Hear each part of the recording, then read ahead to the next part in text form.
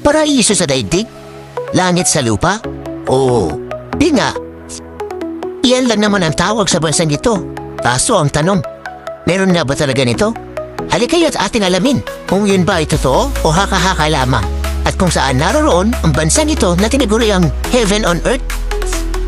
Matatagpuan sa kalagitnaan ng Europa, Austria at Liechtenstein sa silangan, France sa kanluran, Germany sa hilaga, at Italy naman sa timog. Ito ay walang iba kundi ang Switzerland. May sukat itong 41,290 km², na halos laki ng Maryland ng Estados Unidos at mas malaki ng konti sa bansang Belgium. Ang populasyon nito ay tinatayang mga nasa 8,953,264 lamang base sa huling datos nito ngayong Marso, taong 2025. Ang capital ng Switzerland ay ang Bern.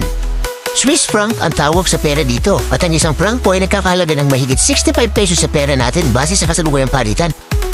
Ang Switzerland ay may 4 na official languages: ang German, French, Italian at Romance. At bawat isa ay may kanya-kanyang punto at iba-ibang dialekto. Maayos ang pamumuhay ng bawat pamilya sa Switzerland. Isa ito sa pinakamahusay sa buong mundo. Salamat sa matatag nitong ekonomiya, mataas na pasahod sa mga manggagawa, mahusay na serbisyo publiko, di gaya sa barangay ninyo na palakasan, at mataas na kalidad na infrastruktura nito. 3% lamang ang unemployment rate ng Switzerland base sa datos nito noong Enero na kasalukuyang taon.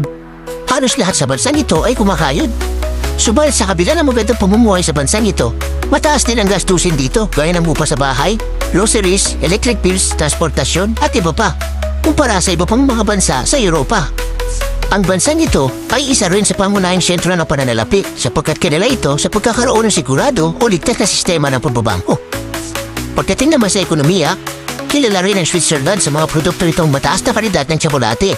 Bukod sa masarap at kalidad ng mga ingredients, ang kanilang tsokolate ay isa sa pinaka-the best sa buong mundo. Wow! Kaya kung ikaw ay medyo mahilig sa tsokolate, ibili mo siya ng Toblerone, Lindt & Sprüngli, Nestle, Kali at Frey Chocolates na gawa sa Switzerland at siguradong lalong mapapaibig sa iyo ang jowa mo sa sarap ng mga tsokolate nito. Sa Switzerland din gawa ang mga sikat na keso gaya ng Emmental, Gruyere, Raclette at iba pa. At karamihan sa mga kesong gawa dito ay mayroong AOP status o Appellation d'Origine Protégée na nangangahulog ang protektado ang pinagmulan at procedure ng paggawa ng kanilang mga keso. Alam mo ba na nasa mga 450 klase ng keso ang ginagawa ng Switzerland? At lahat ng iyon ay 99% gawa sa gatas ng baka. Ang galing, no? At ito pa, specialty din ng bansang ito ang paggawa ng mga mamahaling relo gaya ng mga Rolex, Patek Philippe at Omega. Kaya ano pa hinihintay mo? Ibili mo na rin ang gawa mong Bilmoco. Ang Switzerland ay tahanan ng ilang kilalang organisasyon sa mundo gaya ng United Nations at Red Cross. At kilala rin ang bansa sa pagiging politically neutral nito. Hindi ito kumakampi sa kahit kanino kapag may mga hidwaan ang iba't ibang bansa, kaya napakapayapa ng bansa dito. Napakababa rin ang crime rate dito dahil sa pagkakaroon ng mahusay na pagpapatupad ng batas at patakaran panlipunan. Pinakakapagtakang isa ito sa safest countries sa buong mundo. 4 ang panahon sa Switzerland. Mayroon silang tagsibol, tag-init, taglagas at taglamig. Ang bawat panahon ay mayroong gawain kaaya-aya, kaya naman hindi ka maiinip sa buong taon. Skiing at snowboarding ang karaniwang libangan ng mga tao kapag taglamig at mountaineering naman kapag tag-init. Mukhang lahat sa bansa nito ay napakaganda. Ituloy pa natin. Kilala rin ang Switzerland sa napakaganda nitong tanawin sakay ng kanilang tren. Ang kanilang pinagmamalaking glacier at Permina Express na animula sa ibang panig ng mundo habang bumabiyahe sa mga tren na ito. At tilam yan, ang mga tren na ito ay umalis ng hindi late. Hindi na uuna at lalong hindi gaya ng friend mong alas 8 ang usapan pero alas 10 na nang dumating. Ang mga tren na ito ay umaalis sa 3 oras. Wow! Mapapasana all ka na lang, kaibigan. Higit sa lahat, ang Switzerland ay kilala sa taglay nitong natural na kagandahan. Hindi gaya nung nagustuhan mo nung ikaw ay lasing na lasing. Ang likas na kagandahan nito ay makikita sa angkin nitong mga kabundukan at mga anyong tubig. Unang-una na ang Swiss Alps, pangunahing bulubundukin na matatagpuan sa Switzerland na bahagi ng mas malawak na Alps na umaabot sa 8 bansa sa Europa.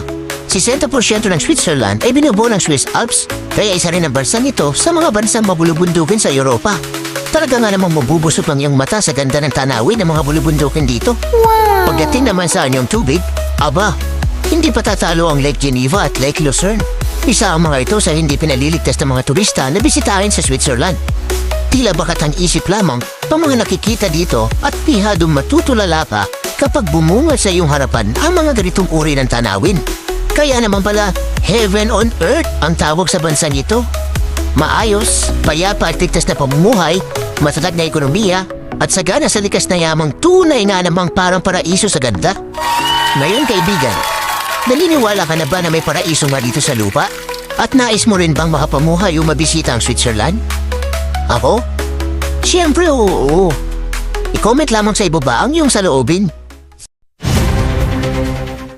Samahan niyo po ako sa ating daliang tuklas ng mga kamangha-mangha, katakataka, mga kakatuwa, kakaiba, di pangkaraniwan, at pambihirang mga bagay sa mundo na talaga nga namang nag-iiwan ng katanungan sa ating mga isipan. Kung gusto mo ng mga ganitong klase ng research content, huwag kang mahiya na mag-subscribe at i-hit ang notification bell upang maging updated ka sa mga susunod na episode ng ating channel. Hindi rin bawal ang mag-comment at mag-like sa ating video. Thank you and see you. Bye-bye!